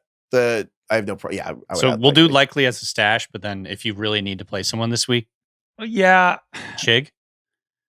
I might go Brenton Strange. It's funny. Brenton Strange quietly leads the Jaguars in catches and yards over Brian Thomas and Travis Hunter or anybody else. He's number 1 in catches and yards. Okay. Playing the Niners next week. They just lost Nick Bosa. I don't know. I think Strange is somewhat reliable in terms of volume. The only thing he's not getting is end zone targets because the Jags can't score. And Trevor Lawrence has been really bad in the red zone. Brenton Strange has 0 red zone targets and 0 end zone targets. I would go Brenton Strange too. He would be my number 1 pick. He's just consistently in the mix. Yeah. I'm fine with that. Yeah, I'm fine with that. It was close between Chig and it's all in the same Strange. tier. I think him and Chig are on the same tier. Chig also quietly leads the Titans in catches and yards. It's so funny. Yeah. So okay. Brenton Strange, showdown time? We're doing the Strange. All right, we're out looking Strange. for some Strange. Showdown time. I love that going. I'm out of Guinness questions, so I have a question here from J-Bone. J-Bone. J. For breakfast, I had yogurt, specifically Icelandic yogurt called skyr. Oh, yeah. Okay. Skyr with berries and granola on top. That Nice. sounds freaking delicious. Great way to start your day. Yeah. As a J-Bone, the best of the bones. Yeah. I got to thinking, I'm an imposter. J-Bone is just a nickname for me, but how many people are truly named Bone? So my trivia question is, how many people in the entire world have the last name Bone? Like Ken Bone. Like Ken Bone. Yes, exactly. Oh, that's great. Good question. It's a pretty inspired question. I've never heard of anyone besides Ken Bone. It's just Ken Bone. Right? Yeah. Also, incredible Ken Bone's not a porn Are there star. any other like Ken sports Bone. players or anybody that you can remember having Last name Bone? Bone? I no. I'm sure there are, but I can't remember them. This is one of those questions where I could be so off. Man. Okay, sure. I'm just going to say the first number that popped into my head. Are we ready? Same. Sure. 3, 2, 1. 5,000. 30,000. I said 10,000. What'd you say, DK? I said 5,000. I went low. I said 30. Wow. Oh, Craig's in a good position here. Craig went high. Bone. It's like 14. Damn, we actually were pretty close. 54,213. We're cooking today, Per baby. fourbears.io. 54,000 people named Bone. In there the are so world, many out of fucking 7 people billion. on Earth. God. 54,000 people out here with last name Bone? Jesus. The Bone family. Just fill a stadium with people named Bone. Imagine meeting your partner's father and his name is Mr. Bone. It's a Norman English surname of Norman origin, and so that would be like Northern France, and comes from the old French word bon, which means good. Ah. There Okay. you go. You mean bone. Bon. Oh. Bon appetit. Like a bone. Huh. Yeah. How about that? Look at Sorry. that. I'm It can also be. Durand-Lebone, It can also be. 1303. It can also be an English nickname derived from Middle English for bone or leg, which makes obvious sense. Bone or leg or bone Bone or leg? or leg. Got it. Is that, J-bone. do you think that's where it came from? Bone, yeah. Oh, Bone Thugs in Harmony. Do they count? Yeah, Sure. call it. Yeah. Okay. Anyway, DK, you get who'd you pick? I don't So remember. Craig, I got last. So Craig- yeah. I said 5,000. Craig got it number 1. Yeah. So I'm taking Strange. I'm out. I found some Strange. That's why I like that we do it like waivers, where it's like I went for him, but I kind of got screwed because I went for Strange and then DK got Okonkwo. So now I have to pick a third guy, which kind of sucks ass. No, I think I'm last. What did you have? Brenton Strange. No. You said 10,000. DK said 5,000. So Okay. Oh, Heifetz, fine. you have Okay. to pick. Oh, okay. All right. Yeah, then I would take Chick Okonkwo. Good luck, DK. And then Isaiah Likely doesn't count or what? No. Sure. All right, I'll throw just a chip on Oronde Gadsden. Gadsden? Gadsden. DSD. Yeah, from the Chargers, Gadsden. who was active for the first time this year, and he only played 25% of the snaps, so this is a stash only. He kind of cooked and he looked He good. At had that point, you 7 can take targets. Isaiah Likely if you want. Like he's playing. That's what Isaiah Likely would do in a snap count. Right. I want Likely would be my first choice anyway. So but I want to throw out Gadsden as a potential just stash. You know, he had 7 targets on 25% of the snaps. So there's that. Yeah, I mean, Gadsden had more catches on Sunday than Tyler Conklin, Will Dissly, and Tucker Fisk have combined for all season. He's a 5th-round rookie. Yeah. I mean, he looked good, and Herbert moves the ball around. This is obviously like a real shot in the dark because there's a lot going on with the tight end situation and with the Chargers. But Greg Roman tight ends, maybe this guy ends up being good. But I did think he looked good. I mean, Yeah. he had a very important day in a very important game. He's even more of a receiver than a tight end. He's 6'5", 236. So he's, not necessarily an inline guy. A feather. Yeah. Right. All right. Let's get to quarterbacks, but first we're going to take a quick break. All right, quarterback streamers. So you might have, if you picked up like Marcus Mariota or someone that probably worked out well, but obviously we don't know right now. Maybe Jan Daniels plays this week. Maybe he doesn't. Says Same he's with like day-to-day Fields right now. Yeah, so we don't know if these guys are going to play. So we'll just go through because again, there were a bunch of quarterback injuries. I adding to that list actually. Not only did Nick Bosa tear his ACL for the Niners, but Mac Jones, the Niners' backup quarterback, re-aggravated a PCL injury in Week 3. So it's like maybe he can play through. Niners can't catch a break, but if he can't play, if Purdy can't play, Purdy and Mac might Jones be can't back. play, Yeah. Purdy might play. But Adrian Martinez is the third stringer. I actually think That's he's the kind Indiana of okay. kid, right? Adrian Martinez, I think, was was on the Nebraska. MVP Oh, of the UFL. I can't keep track of which leagues are which now. who's the Indiana? I thought the Niners had an Indiana kid. No, Or Curtis Rourke. oh, is I that think in there? Curtis Rourke. Heifetz, was the- Adrian Martinez, he started with the Lions, then he went to the Birmingham Stallions and won UFL MVP and was a UFL champion Kind of in think 2024. actually would be weirdly fantasy relevant if he played for the Niners. But he was I at think Nebraska and then Kansas State, Craig. Yeah, but you're I'm thinking thinking of of Curtis Rourke. Yeah, who's on the team? So if you do need a quarterback for whatever reason, I do think Geno. It's kind of funny to chase Geno after he's played somewhat up and down, but obviously statistically he had a huge day. He was the top 5 quarterback last week, and they're playing the Bears, and I don't think the Bears defense is great. And so I do think Geno is worth chasing. After that, it gets a little squirrely.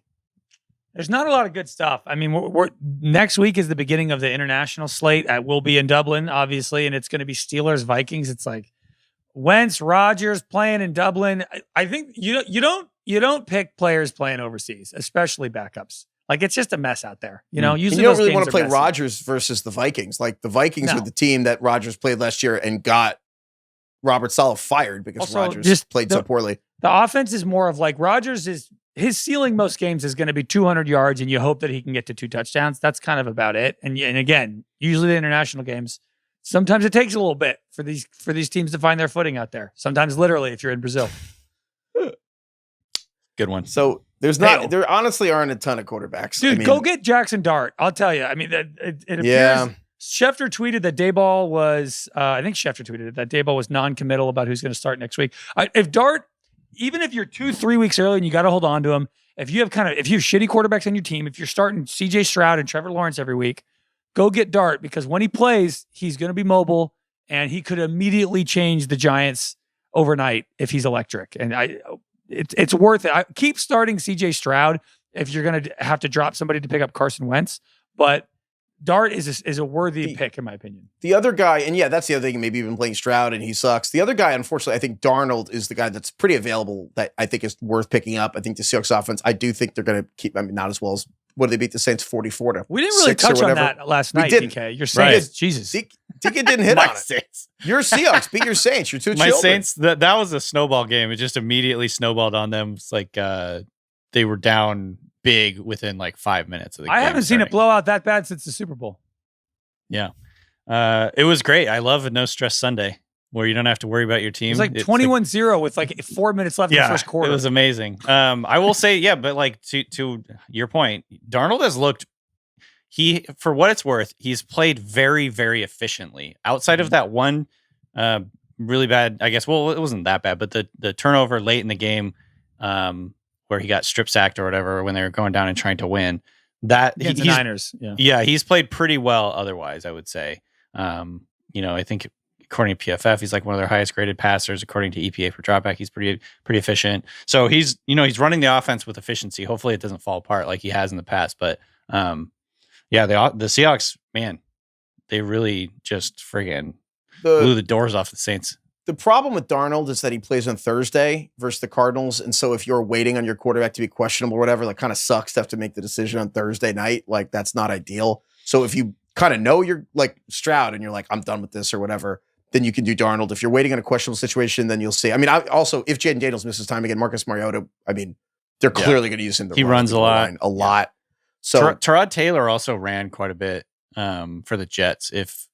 There's a chance, I think, that Fields maybe misses a little bit of time here because he was ruled out from that game really early, which you don't speculate, of course, but felt like maybe this was a serious concussion. So,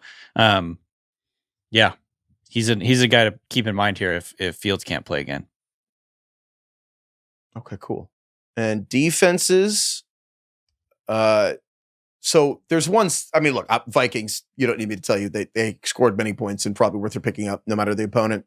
Seattle's defense, I think, is legit. They're a wagon. I think the Packers' defense is legit and they're a wagon. The Eagles, Houston. I think if they're available, just go get them. Whatever. I don't know. Sometimes people cut defenses for weird reasons. The Bills' defense, if it's available in whatever reason, I wasn't going to mention them, but I'm like, I saw them available in one league I'm in, and they're playing the Saints. Like, Vikings, Seahawks, Packers, Eagles, Houston, Bills. Just go get them. I also would say other teams. The Browns. This one's a little weird. Browns defense is clearly legit. On ESPN, they're available in 98% of leagues. Yeah, like they're around. The Browns are around. The problem is they play the Lions next week. I haven't seen Monday Night Football yet, but you listening to this have. So you maybe you have the confidence to play the Browns versus Detroit, but I will say if you can find a different defense versus next week, then after the Lions, the Browns defense, which again just beat Green Bay, The Browns then play the Vikings and Carson Wentz in Europe, or that game's in London. And then the Steelers, the Dolphins, and the Patriots. So I think the Browns defense, like, that could work out pretty well. Mm-hmm. The other ones I really like, the Chargers defense is legit. Like, it's very legit. And they play the Giants this week, and the Giants suck. So the Chargers defense is a phenomenal choice. I also think the Rams, this is probably a little bit controversial, but the Rams play the Colts this week. I am personally of the opinion that Daniel Jones's statistical comps only being the 2007 New England Patriots will probably run its course at some point. Okay. Sure. I don't love that, but all right. So I kind of just, I kind of think the Rams, at some point, Daniel Jones is going to look awful, and I think that could be versus the Rams. I know that's a little more down bad, but that's why I listed 11 other defenses first. But I would certainly take the Chargers over them. And I also kind of think, even if you think it's crazy to pick a team against the Colts, then I would do the Patriots, who they're playing Carolina. I think the Patriots are not awful on defense. And I think Carolina, I'm not worried about 30-0 last week. Like, I kind of like Mike Vrabel versus Bryce Young. So there you go. Yeah, we have breaking news. Adam Schefter reports Falcons head coach Raheem Morris told reporters that offensive coordinator Zach Robinson will now move from the coaching box down to the field. Danny Kelly, your response. The first response to this tweet is K. So the top comment is just K. K. That's my response also. Okay. Maybe there was a problem last week because they couldn't see Bryce Young from the field. Is that low-hanging fruit? I guess that's offensive coordinator. Yeah, that's true. Good point. It's so funny. I think about all the time how sometimes you're like, why aren't they all up there? Whatever. And then it's like, someone told me once one of the reasons Brian Daboll wanted to be out in the booth with Sean McDermott when Daboll's running the Bills offense is he didn't want to see McDermott on the sideline because he thought McDermott would tell him to mix in a run in person, but would be less likely to do it on the radio. Yeah, that makes sense. And so it was like a personal reason. He wanted to be further from the coach. And you could eat up there. You can. You know? You can eat up there. You can sneak in a hot dog. No problem. Mark Sanchez sneaks in a hot dog on the sideline. No one ever forgets it. Yeah. Do they know when they're going on camera? Because they do cut to the camera thing, but do you think they know? Or like... You just have to the booth, I don't think knows. You just have to be aware it could be any time. Was in the booth and just eating a hot dog and they cut to him, like, they probably get... I guess you eat while you're on defense. I gotta say, I think I'd be a booth guy. I feel like it's just much easier to see the field from up there. And I agree. The technology around you. I just don't like the idea of being down on that. I actually think it's a terrible view of the game from the field. Yeah. It's an awful view of the game. Yeah. So I don't know. It's interesting. But then you have to like talk on the phone to the quarterback and stuff. And so like just being there to explain shit to them. Yeah. I mean, you're always kind of radioing in, but I guess during timeouts and stuff. But like you see coaches going over stuff with guys on, you know, like the whatever, the tablet. And that seems like the communication and halftime, is easier it that way. It takes like almost all of halftime to just go back and forth from the booth to the locker room. Yeah, right. You're right, though, Craig. The booth is definitely, they're probably like, it's probably the move to be in the booth. Also, breaking news. Houston Rockets' Fred VanVleet tore his ACL. Just like during summer workouts? I guess so. Well, that sucks. Yeah. DK, your response. Bummer. Yeah. You were big on Houston this year. Yeah. They got Kevin Durant. I don't know if you knew that. Kevin Durant doing a lot of Houston, like deep dive into the advanced stats on that. And agreed. Kevin Durant going to Houston, I was kind of like, yeah, you know what? Like, he's been on too many teams. You can jump the shark, and we talked about just too many teams. Yeah. It's over. I just didn't care. If he wins the title it doesn't matter. He's just like, you're on too many teams. Yeah. I totally agree. What do you think the limit is? 3? I guess it depends how long your career is, but yes, 3. 3 teams is about it. LeBron did 3 teams. I even think a lot of people are kind of like, the Lakers, really? But like, that's probably about it before people start to not take you seriously. Yeah, I just can't keep up with this, Russell Westbrook's been on like 9 teams.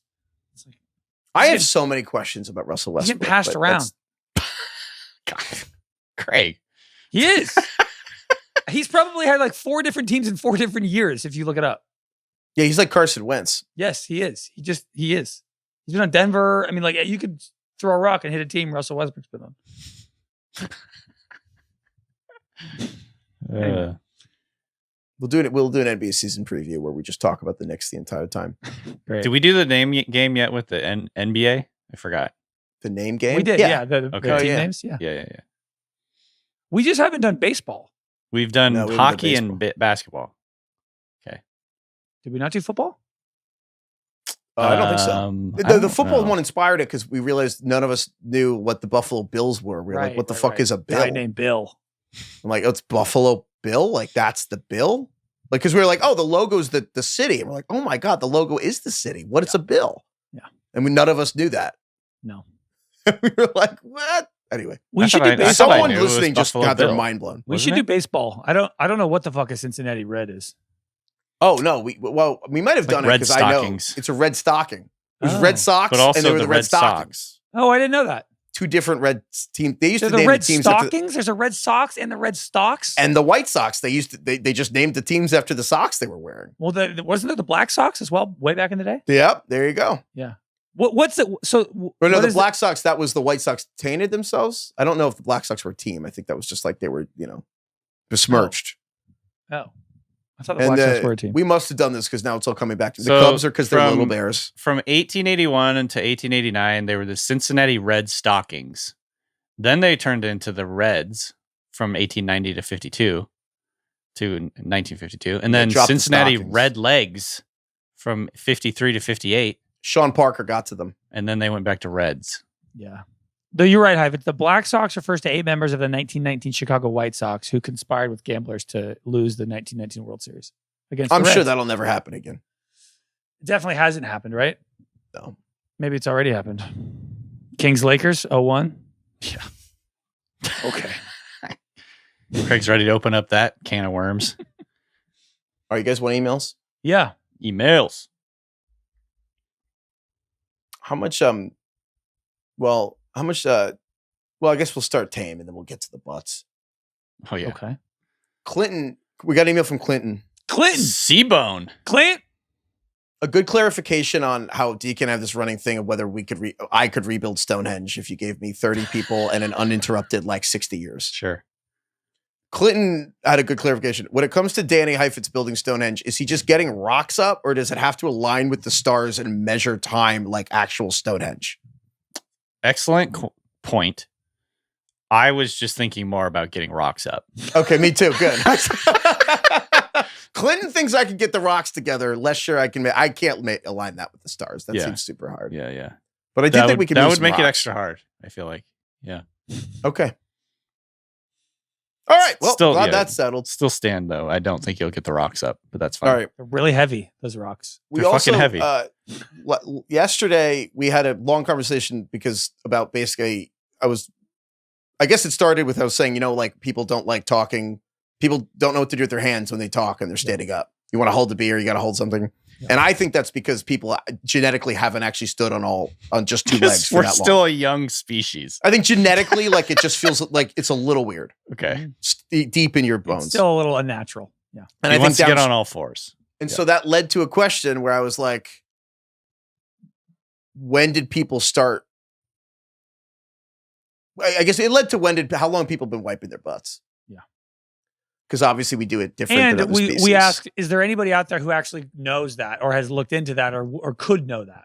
It seems the answer, it seems to go, if you will, hand in hand. It seems like as soon as people started walking, that's when we developed the butts. The answer, Ben emailed in. When they started walking. Well, Ben emailed in. Ben. B-bone. Heifetz, he says Heifetz may not have realized it, but the two questions of when people started walking and when they started wiping resolve each other elegantly. Humans started wiping at the same time they started walking because the transition from quadrupedal to bipedal locomotion made the gluteus maximus, or in other words, the ass became fat when we started walking. Like our butts got huge when we started walking. And without upright walking, there'd be no cheeks and thus no need for wiping. What do you think? Who do you think uses more toilet paper every day, Zendaya or Cal Raleigh? It's about geometry, surface area. What the fuck? I don't know, but this is what Ben said. And I was like, I just thought that alone was funny. Cal Raleigh, a.k.a. Big Dumper. The Big Dumper. Dude, Big Cal butt. Raleigh is having an all-time season. So most home runs in Mariners history. So baby. the fatter the ass, the more you're wiping. Trending that way. I don't think it's The idea, I think, but anyway, more people emailed on this, and it was that was basically the idea. It's like being upright is why we actually had to start. Wait, what's the Cal Raleigh Zendaya comparison for? Unless it means bigger butt, more wiping. Yeah, I think that is the idea. Also, he's just calling out Zendaya as not having a big butt. Okay, I know. I thought it was controversial from Ben. it's like Pretty out of line from You should have said like Emmanuel Forbes or something. This is Flat Stanley. Stanley. Go after Zendaya, the queen. Good point. Greg is so offended. Yeah. Cal Raleigh, 58 homers. Fucking awesome. It's pretty great. More than Ken Griffey ever hit, I believe. Yes. Wow. I think Griffey's high was 56. Big dumper. The big dump. Is that one of the best nicknames ever? How many people have had a better nickname than Big Dumper? Like you're holding this. Like, I mean, you'd have to go back into the early 1900s. Big unit. All the Mariners. The big unit. The Mariners' best, Dude. The best 2 seasons of Mariner history are basically a pitcher whose nickname was Big Dick and a hitter whose nickname was Big Ass. Randy Johnson's real name was Randy Johnson. Yeah, baby. Horny Dick. And his name was the big unit. There was a guy that came up in the I believe it was in the Mariners minor leagues that was like really tall, and they called him the little unit, which seems really mean. They always used to do that. Like the Yeah. big guy would always be like named Pipsqueak or something. The big unit. God, what a fucking great name. Frank Thomas, the Big Hurt. The big hurt name. is so good. I don't get it. The big hurt? Just Big Hurt. Just hurts. Yeah.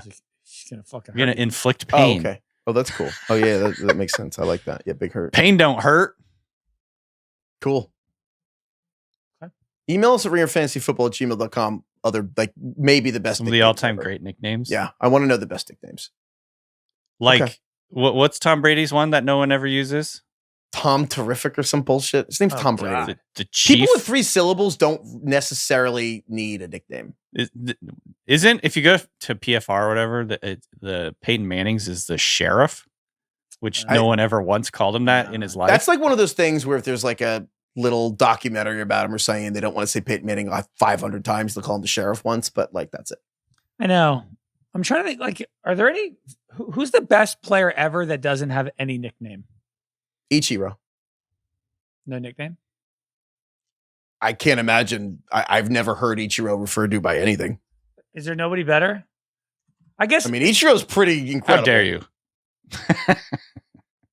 Would you say LeBron? Ichiro on reference. Ichiro. Oh, LeBron. Is he But if King you- James? Like, is that? Yeah, a nickname? that's pretty popular. If you say the king, though, people like unfortunately know who you're talking about in basketball. So, which I think is kind of the definition of a nickname. It's a good question, though. You know, I don't know the answer to that. did Joe Montana have a nickname? No, that's Joe name. That was Joe Namath. Joe Montana sounds like a nickname. It sounds fake. I think Joe Cool. Yeah. I was trying to remember Joe, if they yeah. called that Namath Joe Cool also. They called him It's Joe, Broadway. it's Joe Montana. Yeah. I mean, wait, didn't we already answer it? It's Tom Brady. Tom Brady doesn't have a nickname. Oh, yeah, it's a good point. We literally just said it. Yeah, Tom Brady does not have a nickname. Well, he does according to PFR. But he does. No, but He doesn't.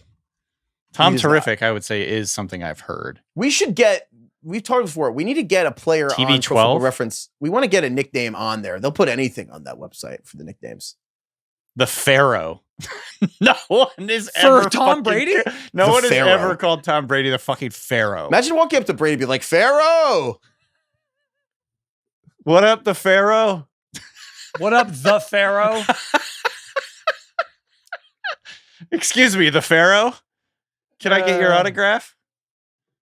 These are the nicknames on Pro Football Reference. TB12, Tom Terrific, Touchdown Tom. I guess I've heard those.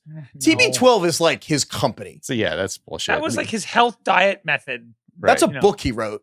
Goat, that's debatable. We call a lot of people the Goat. No, it's not. The Pharaoh, Comeback Kid, or Sir. Sir? Sir. Dude, Like his Mr. photo Sir is? from Holes? Sir Tom Brady.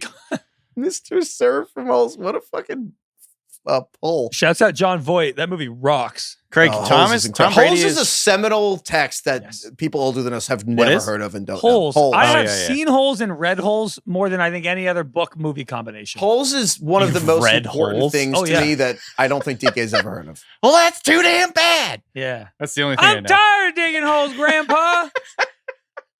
I Peaches have and no, onions. Peaches I and have onions. no idea what the context is. Peaches Why they're and digging onions. these holes, Peaches and though. onions. I can fix that.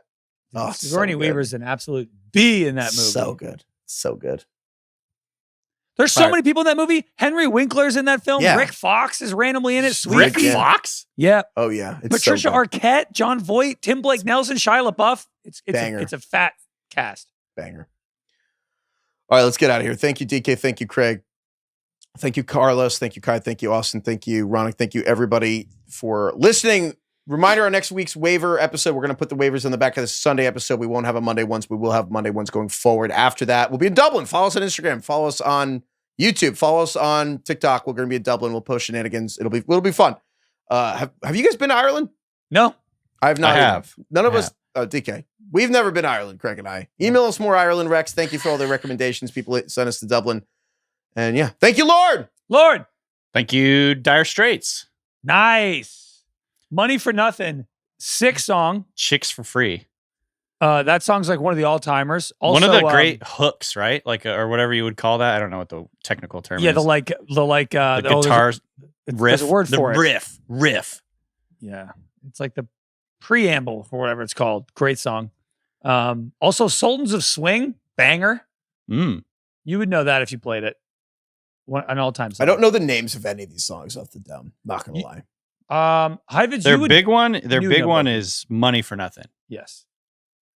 I want my MTV. MTV? Aren't they Yeah, from yeah, the yeah. 70s? No. I think that song was from the 80s. What? Yeah. Yeah. Money for nothing and the chicks for free. You don't know that? That ain't working. That's the way you do it. They Keep going. released that in 85. Money for nothing and the chicks for free. There's like all these fun 80s references in it. You've got to install microwave oven. Is that a joke? Are you serious? No, that's in it. We got to move these refrigerator. Yeah. We've got to Color TV. move these refrigerators. refrigerators. We've got to gotta move these color TVs. It's great. This is a famous song. Huge song.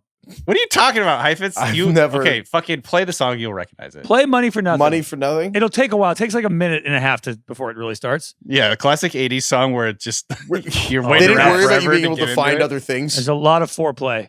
it. Nowadays, what's we want our sex with no foreplay. You know, it's a great song that is literally called Foreplay Long Time. It's from Boston, which has like a 2-minute opening kind of instrumental thing before the song starts. And it's great. Yeah. I was a big Boston fan growing up. That was another. I had a CD. I used to just play ping pong in my garage growing up and play my parents' CDs on like the stereo in the garage. And it's That why sounds I love awesome. it's why I love ABBA and AC/DC and Boston, because there's just all the CDs lying around. Craig still got it with the ping pong too, man. I played you when we were at Spotify offices like a year ago, and Yeah. you fucking whooped my ass. And I'm I rusty. was humbled. Craig's pretty good at ping pong. You Yeah. can tell, yeah, it was pretty good. I'm listening to the song now, Money for Nothing. I have never heard this song, or more likely, I've probably heard this song, but I have not even an inkling of. Oh yeah, I remember this. Not even a little. God, that fucking blows my mind. It's good though. It's got Oh, a it's good great. riff. Dude, wait, quickly. It's like one of the most famous guitar riffs of all time. Yeah. I- Dun, dun, dun, dun, dun, dun, dun, dun, dun.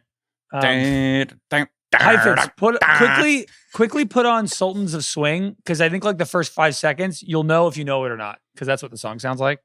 The guitar kind of riff. It's like a real vibey song. You could just throw it on. It's a great driving song. Hold on. Hold the phone. Oh yeah, I know this song. Oh yeah, this gets played all the time. Yeah, great song. You know this song, but you don't know fucking Yeah, this The is other a one? mon- What's it dude. This called? is Welcome to Culture, DK. This was Money definitely for used in Nothing. some television show that like made 30 years after this people made It this sounds song. like it's like the intro It's the- song for True Detective, but it's not. Oh it yeah, does. wait. This is definitely in a show. It's gonna come to me. I think DK, this song has the most streams on Spotify. I just think the Money for Nothing guitar riff is so iconic. It's hard to Hold on. believe. I you've gotta never find heard Sultan it. Swing. What montage it's from? Also, Walk of Life is also big. We do the Walk of Life. Do do dee do do do. Do do dee. You know that song? Do do dee do do do. Yep. Yeah. I think Dire Straits is a pretty cool band name. So cool. I don't really know a lot about them. They're British, I think. Yeah. Formed in 1977. We are the Sultans of Swing. Yeah, I gotta tell. I don't know where I know this song from, but yeah, I've heard it. I tried. All right. I got really distracted listening to the song, and I should have ended the show like a while ago. That's all right. End the show and get right back on there. Toss the cans back on. Cans. Oh, that's one of my favorite slangs of all time. At it with Beaver. Easy. All right, goodbye, everyone. Toss the cans back on.